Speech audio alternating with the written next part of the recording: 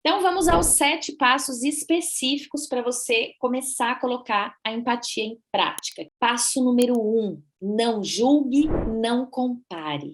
Sabe quando a gente fala assim, olha, eu já passei por isso e eu sei como você está sentindo? Não, porque eu já passei por isso, mas eu tenho a minha personalidade, eu tenho a minha história de vida, eu tenho o meu mapa de mundo, eu tenho as minhas crenças e você tem os seus. Vamos ao passo 2. Ouça com benevolência. Ouvir com benevolência é você ouvir sem analisar. Então você precisa ouvir, ou seja, entender com bondade, com bons ouvidos.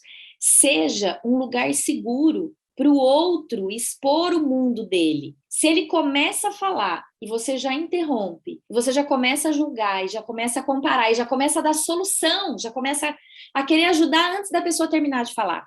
Você não é um lugar seguro para o outro. Passo número 3, questione. Faça perguntas. Se você não puder fazer a pergunta diretamente para a pessoa, porque às vezes ela está tão mal, ou às vezes você não tem essa intimidade com ela, você não tem essa possibilidade de chegar perto dela, mas se você puder perguntar para ela, pergunte. Mas se não, pergunta para você. Questione. Por que ela pode estar se sentindo assim? O que ela pode estar pensando? Com qual história que ela se conectou? Com qual ferida do passado que ela se conectou para estar agindo dessa forma? Passo número 4.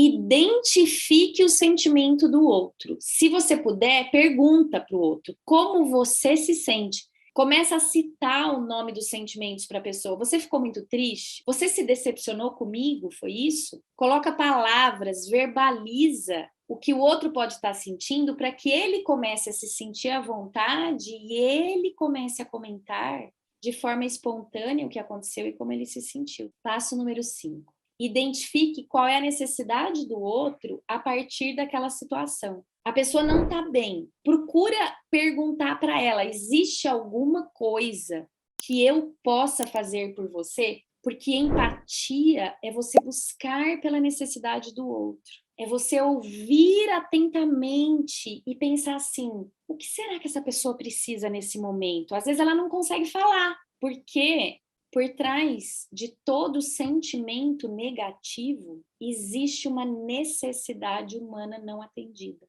Então, se o outro está triste, se o outro está com raiva, se o outro está sendo mal educado, é porque ali existe uma necessidade humana não atendida. Passo 6. Identifique um pedido do outro. Ajude a pessoa a tirar uma ação ou fazer um pedido para que ela se sinta melhor. Considere o contexto e fala assim: será que se a gente fizesse tal coisa? Será que se você fizesse tal coisa?